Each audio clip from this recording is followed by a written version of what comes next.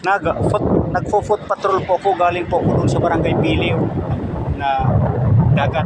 Ngayon narito na po sa Barangay Bakayawan, mga idol. Ayan, dito na ako. Lumiko po kami doon, hindi kasama po ako. Ayan, isang mga isda. Lumiko po kami roon hanggang dito, mga 1 kilometro. Mahigit po ang nilibot namin. Dahil naglilibot po ako, full patrol po ako. Ayan. Ayan na po, sa likod po niyan, Barangay Bakayawan na po, mga idol. Kaya namumulot po ako ng nyug. Kaya po nito, ayan o. Dahil ibibinta ko po yan. Ibibinta ko po ito. Meron na po akong inipon. Yan. Doon po sa Piliw, doon sa isang barangay sa Piliw. Inipon na po yung iba. Nandito po ako, ayan. Namimili pa po ko rito ng mga nyug.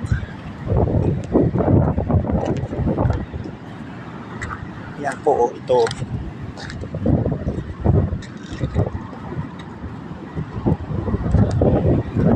Ito.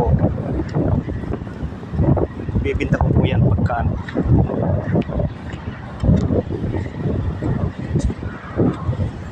Yan po. Ayan, liit. Ito.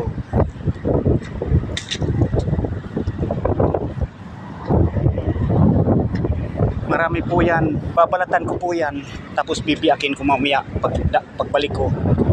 Nag-iikot lang po ako hanggang sa unahan. Kasi marami pong basura. Pinipili ko po yan kasi yung mga nyug na yon, pagka ilalaga ko po yun o ibibilad sa araw, pagkatapos ibibinta ko na po, mga idol. Pera din po yun. Habang naglilibot po kung wala doon hanggang dito. Tapos bukas po uli lilibot ako o mamayang hapon uli lilibot ako. Dahil marami pong mga nyug na galing po sa upstream barangays po. Yan. Kuhin ko po yun. Ito pa. Yan.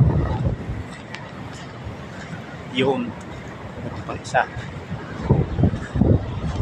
Yan pa. Siguro mga 20 piraso na po niyan.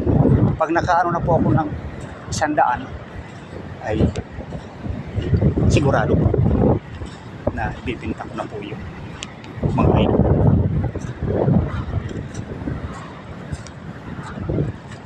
Yan pa. Hanggang dito. Mamaya lilibot po ako sa Barangay Bakayawan. Mamaya ng kunti. Dito lang po muna po. Babalatan ko po muna yung mga nyug ngayon. Yun lang po at magandang umaga po sa inyong lahat. Paki-subscribe naman po mga idol. Kung ano pong masasabi niyo at saka paki-comments din po kung ano pong masasabi niyo dito sa pag-patrol. Yun lang po.